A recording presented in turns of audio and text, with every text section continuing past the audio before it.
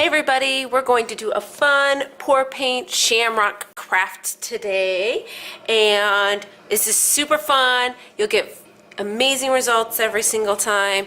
So let's get started. You need to make a pour medium. For mine I use white glue, 2 parts white glue to 1 part water, and then you mix that half and half with your paint. So half paint, half pour medium. So we're going to squeeze some gold in here. You can measure if you're worried. I've done this quite a few times so I can kind of tell. I've already got green and white mixed and ready to go over here. So we've got our paint ready. Now I'm just using cardboard for my shamrocks today. You can easily order yourself some nice wooden shamrocks. Mine just haven't come yet, and I wanted to create this today, and I thought, you know what? More people have cardboard lying around. So you can just go online and easily print off a shamrock shape, trace onto a piece of cardboard. And if you have younger kids, you'll want to cut this out for them. Cutting cardboard is a little bit tough to do. You don't want them to accidentally cut themselves. So this is definitely a part that you probably want to do as prep for them. They can definitely help pour and mix up your paints though. It's a lot of fun for them to mix those up. Other things that you'll need for this, I'll tell you why I'm cutting this out. I have a little mini medicine cup here, just the ones that hold, you know, just a few tablespoons. This will help you conserve your paint and you won't go way overboard with the amount of paint you're using. I'm also going to turn this into a mobile when I'm done. So I've got just a stick and some hemp here off to the side. We won't need that until a little ways into the craft. And then I'm also working on top of parchment paper. This works great because as your paint dries, you can move it around a little bit and it doesn't stick really bad. So we're almost done here. One last little cut here. And we've got our shamrocks. Now I'm not sure if you've watched any of the pour painting videos I've done before, but basically you want to layer your paints inside something and you're going to pour on top. Now with this medium in here, it makes your acrylics much easier to flow. They definitely run a lot more. So a little bit will go a lot further than you might think. You're just going to stack your paints in your cup. So I'm going to go from green to some gold, some white in there. And as you see, it will drop down in there, which is great for pour painting. It gives you different layers. Green, gold again, do white again, and we'll do green. Now you can always add more paint. So I usually like to use this little medicine cup. I fill it up once, and I kind of let them pour. You can always fill it up again, but this way they're not pouring out of these giant cups and making a huge mess, because you will lose a little bit of paint in this process, but that's another reason why we mix it with the glue first. I probably altogether only have a few tablespoons of paint. So now this is the fun part.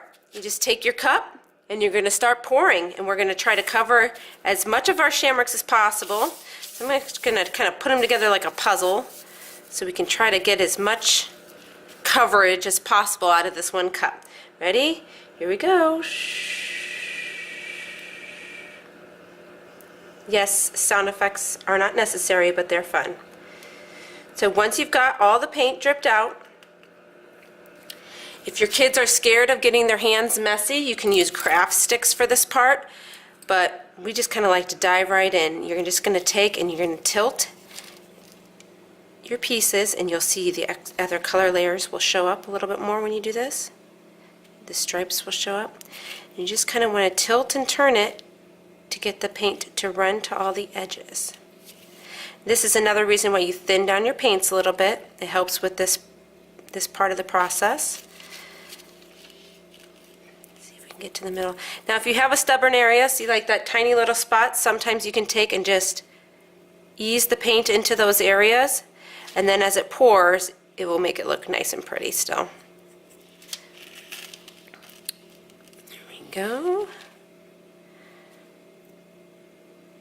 And just keep tilting them. I'm going to start tilting this one too at the same time. But look at the neat effect on that one. I got some really pretty separation of colors going. And if you want, you can pour over your other piece. So if it drips onto this one. And it'll help you get some more paint into those spots. So we might not even need to do a second pour. So I'm going to set this one down. When you set them down, try not to set them right on top of a pile of paint. Just because you want to keep as much off the back as possible. So that one's looking pretty good. So we're going to pick up this one here, and we're going to let this one drip on top here and try to get some of these extra spaces covered. There we go. And we're just going to, you can even pick up paint off of your thing and tap, tap, tap it on there. Just try not to actually mix it on there, tap it on there. The colors will stay pretty separated as long as you don't actually like rub them. See, we might have to do another tiny pour just to get a couple of these last edges. So we're just going to add a little bit more paint in here, and then we're going to kind of come in and fill in our spots.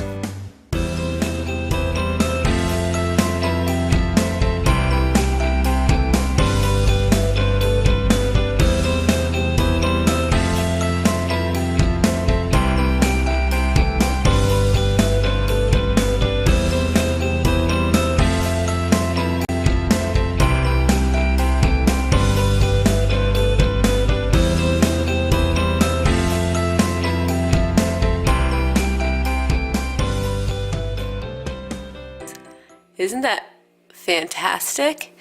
So I'm going to pull out a fresh piece of parchment and lay these on there to dry. Once they're dry, I'll come back in and show you how we finish it up. Okay, we're ready to finish up our pour paint shamrocks, and we're going to hang them up together here. So the last couple steps you need to do is got to punch a hole here in the top. And what I like to do, since it's cardboard, is give it a little bit of a pinch right where you're going to be punching. That helps you get your puncher on there, like so. And then I've just got hemp, because I think it looks great with when you use something like a stick. And we're just going to take and we're going to loop it together to create a full circle, like so. And we're going to take our folded end and lace it through our hole here. And we're just going to bring it up far enough to sneak the knot through, like so. And then we're going to get it nice and tight there. Just work the string through till you get a nice tight loop. Oop, and I have a little bit of paint that was a little wet, I think, on the inside still. There we go, like so. And then we're going to do the same kind of process on the top here. Now you want to make sure that your string doesn't end up twisted. You want it nice and straight so that when they hang, they'll eventually hang straight. So what we're going to do is we're going to go under our stick, and then we're going to loop it through. Oh, I think I did that one opposite of how I did the other ones. It's okay. This is just a nice way to do it so you don't have to worry about the little ones having to try to tie knots. Just like that, and you pull it nice and tight. And I did my middle string a little bit shorter than the outside too. And we're done. So I'm going to pull this off here. Move it to the side. And we're finished. How cute is that? They turn out really fun and unique. And you can hang this on your door, just hang it on the wall. It's a fun, festive little decoration to have for St. Patrick's Day.